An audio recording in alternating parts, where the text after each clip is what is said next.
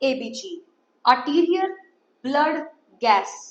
आप लोगों को इनको सबसे पहला काम लर्न करना है। Normal pH 7.35 to 7.45, PCO2 35 to 45, HCO3 22 to 28 or 26. Next, PO2, partial pressure of oxygen, it will be like more than 80 to 100%, and your saturation 90 to 96 to 100%. Please learn this data. The first step to make sure your ABG is correct, you need to learn these ranges. और ये question मेरे exam में बहुत सारे आए थे, आप सबके पेपर में भी आपको देखने को मिलेंगे। तो ABG analysis is very important topic, so let's start it. But before that, I need to tell you what is anion gap. So guys, anion gap क्या होता है? anion gap का मतलब है आपके cations और आपके anions एक बैलेंस में है। The formula to find out the anion gap is add sodium and potassium, add all the positive ions minus all the negative ions. For example आपके सामने ये क्वेश्चन है, इसका आंसर दीजिए, जल्दी से बताइए। What will be the anion gap? The sodium is 135, potassium is 3, HCO3 is 22, chloride is 106. If you will add sodium and potassium and then after you will minus it with the HCO3 and chloride, then what answer you will get? So 135 plus 3 and 22 plus 106, 6, 7, 8 to 128, 5, 6, 7, 8 and 3. So guys, if you will minus these two, you will get 10. So the anion gap is 10 and the normal anion gap is 3 to 11 milliequivalent per liter is the normal anion gap. ये NCLEX में question आता है. They will give you the calculate, they will give you the ranges and you to find out the anion gap. आपको पता करना होता है anion gap कैसे निकालना है. तो guys, always add the positive ions minus add all the negative ions और जो रिजल्ट आया है उन दोनों को माइनस कर दो. Got it? इससे पता क्या चलता है तो मैं वो आपको समझाती हूँ.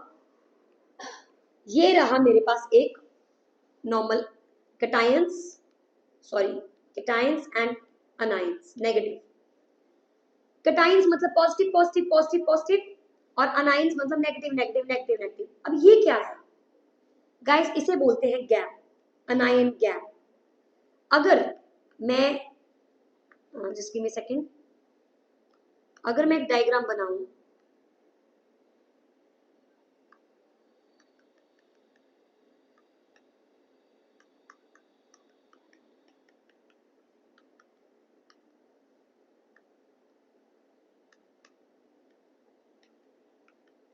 तो आप मुझे बताओ अनायन गैप क्या है? इसमें नहीं मालूम चल रहा, राइट? अगर मैं बोलूं कि this is the height of अनायन and cations, अनायन भी पूरे भरे हुए होने चाहिए थे, कैटायंस भी पूरे भरे होने चाहिए थे, राइट? इन दोनों को क्या होना चाहिए था? बराबर. लेकिन आपके अनायन गैप का आपका ये क्या रहेगा? नेगेटिव चार्ज कितना रहेगा? कितना कम और पॉजिटिव ज्यादा. तो ये जो गैप है ये क्या है? अब ज्यादा है. This is the अनायन gap. So अनायन gap, अभी मैंने जो क्वेश्चन दिया वो 10 था, दैट इज नॉर्मल. अगर ये 20 आ जाता है, ज्यादा आता है, तो अनायन गैप क्या है? ज्यादा है. और ये अनायन गैप ज्यादा क्या रिप्रेजेंट करता है? ये अनायन गैप रिप्रेजेंट करता है कि यहां पर कुछ ऐसे नेगेटिवली चार्ज्ड पार्टिकल्स हैं, इनऑर्गेनिक नेगेटिव चार्ज पार्टिकल्स हैं जो कि मेटाबॉलिक एसिडोसिस कर रहे हैं. क्या कर रहे हैं रंजना? क्योंकि नेगेटिव चार्ज का मतलब है एसिडोसिस, राइट? तो ये अगर अनायन गैप किसी का ज्यादा होता है तो गाइस वो मेटाबॉलिक एसिडोसिस को रिप्रेजेंट करते हैं. और वो ऐसे कौन से दो पॉइंट्स हैं जो कि अनायन गैप को लीड करते हैं? तो guys answer is lactic acidosis and keto acidosis. तो जो पेशेंट लैक्टिक एसिड से जूझ रहा है, जो पेशेंट कीटो एसिडोसिस से जूझ रहा है, उस पेशेंट का वो ऑटोमेटिकली मेटाबॉलिक एसिडोसिस में होगा और वो पेशेंट ऑटोमेटिकली एनायन गैप उसका ज्यादा होगा। Is that clear everyone? Is that clear everyone? Perfect. तो मैं बस ये चाहती हूँ आप इस एनायन गैप को बस इतना ध्यान रखें कि एनायन गैप का मतलब होता है पॉजिटिव और नेगेटिव के बीच में एक बैलेंस बना रहना। लेकिन अगर नेगेटिव, अगर आपका जो एनायंस है गैप वो बढ़ रहा है, इसका मतलब कोई और नेगेटिव इनऑर्गेनिक नेगेटिव चार्ज आकर काम कर रहे हैं इसके ऊपर, एसिडोसिस को बढ़ा रहे हैं। Okay, now let's see how to assess the ABG. So I have ABG in front of you. So guys, इसे मैं बोलती हूँ tick tock method, tick tock. Okay, आप इसे गूगल भी कर सकते हैं, यूट्यूब पे कहीं पे देख सकते हो, सब लोग ऐसे ही पढ़ाते हैं, because this is the, I feel it's easiest way, क्योंकि मुझे तो इसी से समझ में आया है, तो आपको भी इसी से समझ में आना जायज सी बात है। सो गाइस प्लीज मेरी स्क्रीन पे देखिए ध्यान से, एसिड बेस, हम एक ईसीजी स्ट्रिप, सॉरी एक एबीजी की स्ट्रिप को PCO2 कितना मैं लिख देती हूँ, चलो 32 लिख देती हूँ, HCO3 लिख देती हूँ 26 और pH लिख देती हूँ 7.38। ओके, अब मुझे क्या करना है, फाइंड आउट करना है इसका एबीजी। तो गाइस मैंने क्या किया, एक डब्बा बनाया और इस डब्बे के अंदर मैंने एसिड और बेस लिख दिया। ओके, नेक्स्ट चलो, ये एक नॉर्मल बॉक्स है, नॉर्मल चीज में यहां डालूंगी, एसिड को मैं यहां डालूंगी, बेस को मैं यहां डालूंगी। Is that clear? चलो PCO2 बताओ, एसिडिक है ये बेसिक है?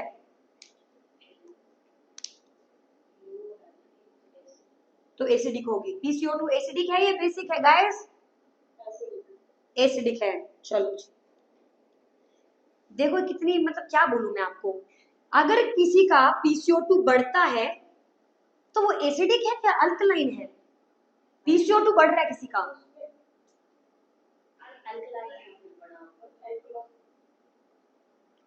Okay wait, let me go into more basics. चलो इसके बारे में पहले डिस्कस कर लेते हैं। pH 7.35 to 7.45 is the normal pH. The PCO2 35 to 45. If carbon dioxide is increasing, it is acidosis. If the carbon dioxide is decreasing, it's alkalosis. CO2 is acidic in nature. Carbon dioxide is acidic in nature. So if the CO2 is increasing, it's acidic. If the CO2 is decreasing, it's alkaline.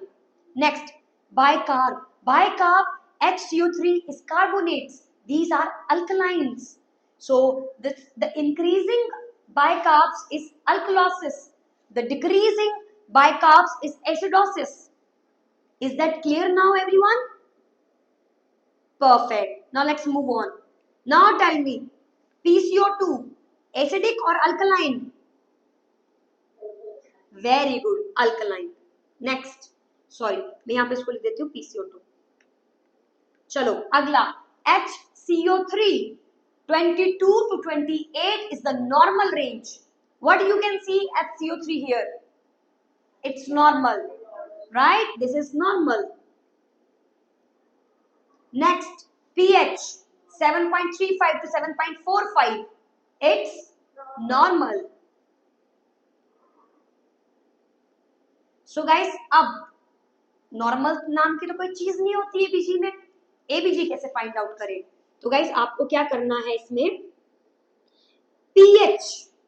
PH जहां पर जिसके साथ pH है that is the answer, जिसके साथ pH है that will be the answer. So PCO2 35 to 45 normal, लेकिन कहां पर है 32, लेकिन कितने स्टेप आगे गया, 2 स्टेप या 3 स्टेप किसकी तरफ गया, अल्कलाइन, तो ये भी भाई अल्कलाइन ही है। नेक्स्ट, HCO3 नॉर्मल 22 to 28, कहां गया 26, बीच में बिल्कुल मिड में है 26, क्योंकि 23, 24, 25, 26, 27, 28, बट फिर भी यहाँ पे है So this is 27, this is 26 and 25 is in the middle, 23, 24, तो 25 मिडल में है, तो ये किसकी तरफ है ज्यादा? अल्कलाइन की तरफ है.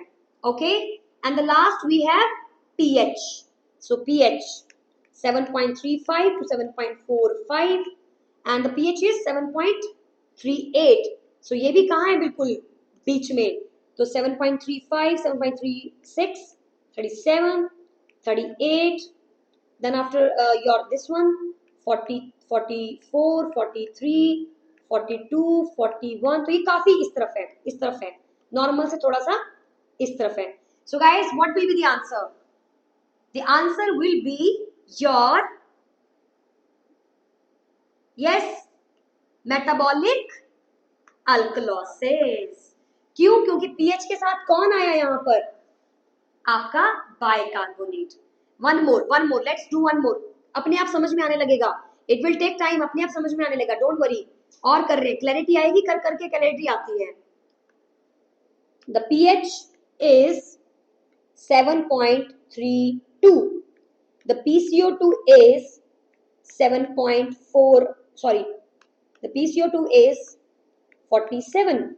The HCO3 is 26. Tell me, make a graph. यहाँ क्या आएगा? pH, right? Normal. तो acid, base. हाँ जी, pH किस में जा रही है? 7.35 to 7.45 नॉर्मल रेंज. कहाँ जा रही है? एसिडिक. कम हो रही है, एसिडिक. चलो डाल दो pH acidic. PCO2 35 to 45 normal, लेकिन इसमें बढ़ रही है, बढ़ रही है. क्या है? Acidic, acidic. PCO2 always acidic, high PCO2 acidic. So PCO2. Next, HCO3 क्या कर रहा है? 22 to 28 नॉर्मल. तो फिर भी किसमें है? बेस नॉर्मल में है, तो यहाँ आ जाएगा HCO3. pH के साथ कौन है? PCO2. The answer will be and acidic. So acidosis is the answer, and with pH who is there? PCO2. Respiratory acidosis. Is that clear? Perfect. One more. Let's do one more. Let's do one more.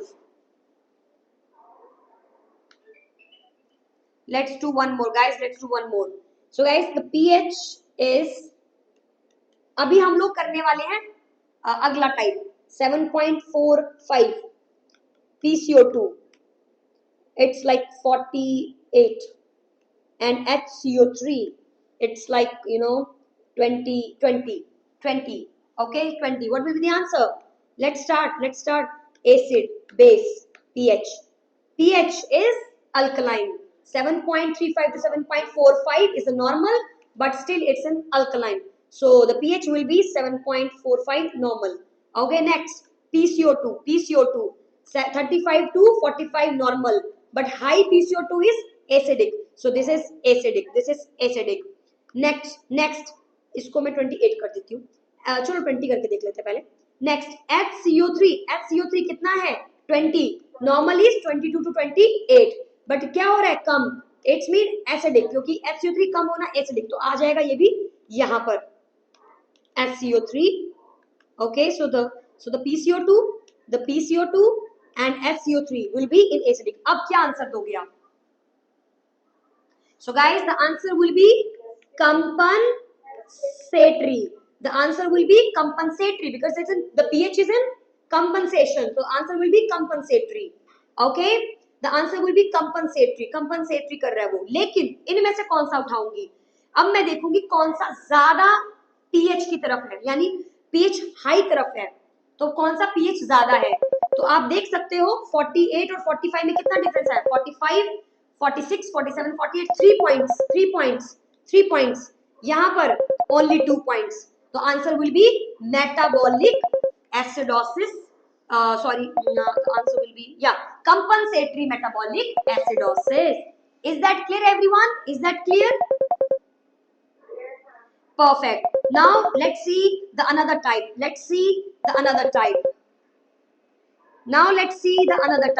The another type you have pH. मैं खुद ही बता देती हूँ आपको. अगर आपकी जो pH है वो 7.35 to 7.45 के बीच में है, रंजना कंपनसेटरी बोलेंगे इसको, क्या बोलेंगे, कंपनसेटरी। लेकिन अगर पीएच 7.35 से नीचे जा रही है, नॉट कंपनसेटरी और पार्शियली कंपनसेटरी। ओके, अगर 7.2 और 7.3 के बीच में है, partially compensatory. Okay, if it is less than 7, अनकंपनसेटरी। तो अगर पीएच मेंटेन होती है तो वो कंपनसेशन में आता है। अगर पीएच 7.2 के बीच में है या फिर 7.5 के बीच में ले लो आप, तो वो पार्शियली कंपनसेट, मतलब कंपनसेट तो हो रहा है। Okay, but if the pH is like very low, it's mean नहीं कंपनसेट कर पाई चीजें, और जो एसिड में आएगा वो एसिडोसिस में चला जाएगा, जो अल्कलाइन में आएगा वो अल्कलोसिस में चला जाएगा। guys, I will also teach you tomorrow. You have to solve these questions, these questions, okay, the ABG questions, and then after tomorrow we will focus on these questions and then I will tell you the answers. तो आप करके रखना अपने answers, try करना, और फिर मैं आप लोगों को इन्हें करके दिखाऊंगी कल, ताकि थोड़ी और क्लैरिटी हमें मिल सके। I hope it is clear to everyone.